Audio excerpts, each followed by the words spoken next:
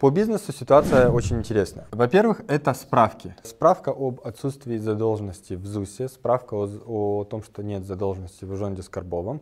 Второе, это, собственно, критерии. Критерий номер один.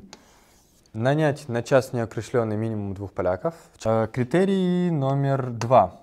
Показать чистую прибыль вашего бизнеса в 12 средних зарплат воеводства, в котором вы подаетесь. Третье. Вы пишете бизнес-план, где, собственно, описываете вашу стратегию и видение по бизнесу в Польше.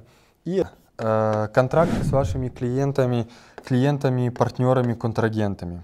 Это все выписки из КРС, устав компании и все остальное.